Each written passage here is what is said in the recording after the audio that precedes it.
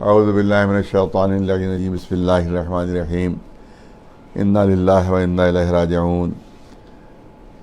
ناظرین کرام، ایک مرتبہ پھر مجھے یہ آیت کی تلاوت کرنا پڑ رہی ہے۔ اس سے پہلے بھی میں نے جو پیغام دیا تھا اسی آیت کی تلاوت کی تھی، لیکن میں تو سمجھتا ہوں کہ یہ زیادہ صحیح موقع ہے اس وقت اس آیت کی تلاوت کا، کہ لوگ بھول رہے ہیں کہ ان کو مرنا ہے اور اللہ کی بارگاہ میں پہنچنا ہے اور وہاں جا کر جواب دہ ہونا ہے اپنے تمام اعمال کا۔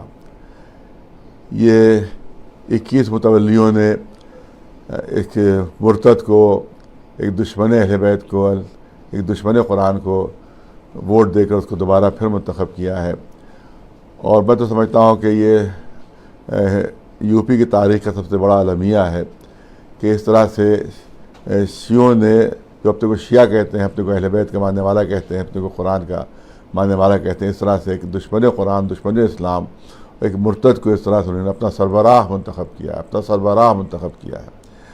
اور یہ بھی معلوم ہوا ہے کہ یہ خوشیاں بھی منا رہے ہیں، کچھ ان کے چاہنے والے خوشیاں بھی منا رہے ہیں اور جشن بھی منا رہے ہیں۔ یہ جشن ایسے ہی ہے کہ جیسا شہادت امام حسین کے بعد یزیدی لشکر نے جشن منایا تھا، اور یہ اسی طرح سے گلے مل رہے ہیں کہ جس طرح سے امام حسین کو شہید کرنے کے بعد شبر اور حرملہ گلے ملے تھے۔ ان میں کوئی فرق نہیں ہے، کیونکہ ہمارے چوتھے امام پہلے ہی فرما چکے ہیں کہ کل یوم عاشورا و کل ارض کربلا، ہر زمانے میں کربلا بھی ہے اور ہر زمانے میں عاشورا بھی ہے۔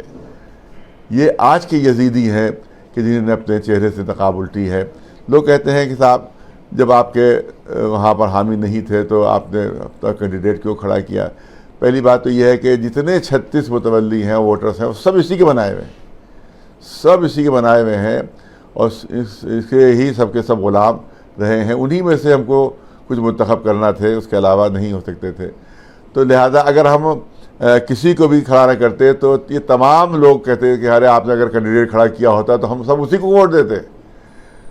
تو ان کے چہرے سے نقاب نہ اترتی، کم از کم ہمارے کینڈیڈیٹ کی وجہ سے، کم از کم ان کے چہرے سے جو نقاب اوڑھے ہوئے تھے تو اصلی چہرے ان کے یزیدیت والے تھے وہ سامنے آ گئے۔ تو یہ ہماری، لوگ کہہ رہے ہار ہو گئی، ہار نہیں، ہماری جیت ہے، یہ ہماری جیت ہے۔ جو چہرے چھپے ہوئے تھے وہ کھل کر سامنے آئے ہیں کہ کتنے یزیدی ہیں جو اس کے ساتھ ہے۔ یہ جیت ہے، ہار نہیں ہے۔ اور پھر یہ سب امام، اس سے کھل کے آئے گا کہ سب امام زمانہ کے غدار ہیں۔ یہ سب جو مولوی خاموش ہے وہ بھی امام زمانہ علیہ السلام کا غدار ہے، اور جس نے اس کو ووٹ دی وہ سب بھی امام زمانہ علیہ السلام کے غدار ہے، کیونکہ یہ اوقاف امام زمانہ کی امانت ہے۔ اور اگر قوم خاموش رہی اور قوم نے بھی ان کا بائیکاٹ نہیں کیا، اس سے مل جول رکھا، تو پھر ان کو بھی امام زمانہ کا غدار ہی قرار دیا جائے گا۔ لہذا اس وقت قوم کے بہت بڑے امتحان کا وقت ہے۔ اب زبانی بیانات سے کام نہیں چلے گا، اب ویڈیو سے کام نہیں چلے گا، اب عملی قدم اختیار کرنا ہوگا اور ان کا بائیکاٹ کرنا ہوگا۔ اور ان کی قسموں پہ اعتبار نہ کیجیے، قسموں پہ اعتبار نہ کیجیے جو قرآن کی قسم کھا رہے ہیں۔ ارے جو قرآن کو مانتے ہی نہیں ہے اور قرآن کے دشمن کو ووٹ دے رہے ہیں، ان کے نظر میں قرآن کی کیا اہمیت ہے؟ یہ تو وہی تھا کہ ایک دیہاتی سے کہا گیا تھا کہ تمہیں قرآن اٹھانا پڑے گا، اور جب اس نے دیکھا عدالت میں کہ قرآن چھوٹا سا ہے تو اس نے کہا رہے میں تو جھوا بھر اٹھا لوں گا، اتنا چھوٹا تو قرآن ہے۔ یہ تو بس یہ ایسے ہی منحوس خبیث ہے کہ یہ پورے جھوا قرآن اٹھا لیں گے، اور کچھ اپنے بیٹوں کی اور اولادوں کی قسم کھا رہے ہیں۔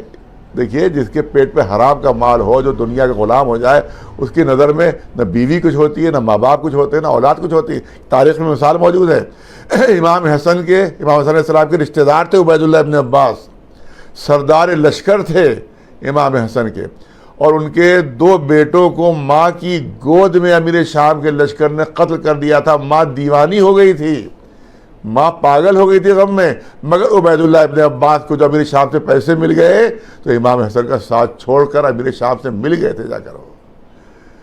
تو جس کی نظر میں حرام کا مال ہوتا ہے، اس کی نظر میں اولاد کی بھی کوئی قیمت نہیں ہوتی ہے، اس کی نظر میں ماں باپ کی بھی کوئی قیمت نہیں ہوتی ہے۔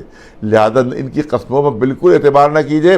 صرف ایک ان کا علاج ہے، صرف ایک ان کا علاج ہے، وہ میں آپ کو بتا رہا ہوں۔ وہ علاج یہ ہے کہ اس سے کہیے کہ اگر تم کہہ رہے ہو کہ ہم نے اس کو ووٹ نہیں دیا ہے، اس ملعون و مرتد کو، تو تم ایفیڈیوٹ دو، تم شپت پتر دو، اور اگر انہیں شپت پتر نہیں دیا اور آنا کانی کی تو پھر سمجھ لیجیے کہ جھوٹے ہیں، مکار ہیں، دغاباز ہیں، اور دشمن اہل بیت ہے اور دشمن قرآن مجید ہے اور دشمن امام زمانہ ہے یہ.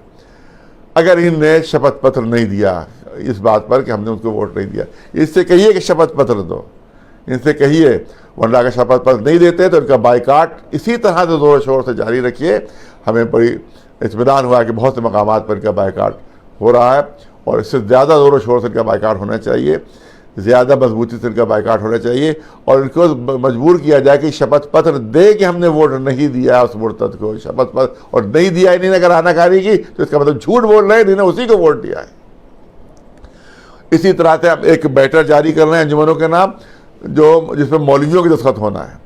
یہاں لکھنؤ کے مولویوں کی دستخط کروائے جائیں گے، دلی کے مولویوں کے بھی، بمبئی کے مولویوں کے بھی، ہر علاقے کے.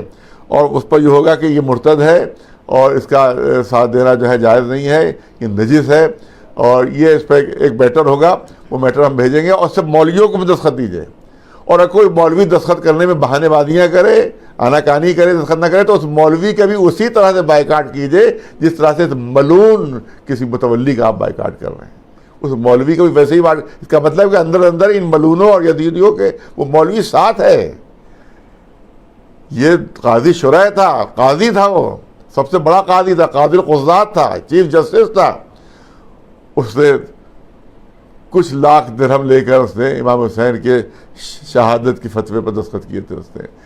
یہ مولوی بھی ویسے ہی ہیں کہ اس وقت بھی آج امام حسین کے سلسلے میں اگر شہادت کا فتویٰ آئے تو یہ پیسے لے کر اس پر دستخط کر دیں گے. لہذا ان کے امتحان لیجیے، ان کا آپ ان سے کہیے کہ تم اس میٹر پر جو ہمارے پاس ہے اس پر دستخط کرو کہ یہ منحوس ہے، ملعون ہے، مرتد ہے، اس کے ساتھ نہیں، اس کا بائیکاٹ اور تمام متولیوں کا بائیکاٹ ہونا چاہیے، یہ جو اس کا ساتھ دے رہے ہیں. تو لہٰذا یہ میٹر جو ہے آپ سب انجمنوں کو بھیج دیا جائے گا، اور انجمنیں جو ہیں وہ اس پر دستخط کروائیں. اور دوسری چیز یہ ہے کہ یہ جو کہا جا رہا ہے کہ یہ بیان دیا کہ پورا ہندوستان میرے ساتھ ہے، تو 35-36 متولیوں میں صرف 21 لوگوں نے اس کا ساتھ دیا ہے. تو 21 چوروں نے اپنا سردار منتخب کیا ہے. اس کا پورے ہندوستان کے شیعوں سے کوئی تعلق نہیں ہے، شیعوں سے کوئی تعلق نہیں ہے، اور یہ اس طرح سے دکھا رہا ہے کہ جیسے پورے ہندوستان کے شیعہ ہمارے ساتھ ہیں. تو یہ بات بھی تمام ہمارے سنی بھائیوں تک پہنچنا چاہیے کہ صرف چند چور جو ہے، جو اس کے اپنے بنائے ہوئے تھے، خود اپنے بنائے ہوئے چند چور تھے جن کو حرام خوری کی عادت پڑی ہوئی ہے، جو حرام خور ہیں، جن کے پیٹ حرام سے بھرے ہوئے ہیں. امام حسین نے فرمایا، خطبے دیتے دیتے جب کوئی اثر نہیں ہوا تو امام نے فرمایا تمہارا پیٹ حرام سے بھرے ہوئے ہیں، تم پر کسی نصیحت کا اثر نہیں ہوگا. لہذا یہ ویسے ہی حرام خور یزیدی ہیں کہ جیسے امام حسین کے مقابلے میں یہ حرام خور یزیدی تھے. لہذا ہماری گزارش یہ ہے کہ آپ ان کا بائیکاٹ جاری رکھیں، مولویوں سے بھی دستخط لیں، اور اس کے ساتھ ساتھ ان سے بھی ایفیڈیوٹ پر دستخط لیں، اور اگر یہ دستخط نہ کرے تو ان کا بائیکاٹ آپ لوگ جاری رکھیں.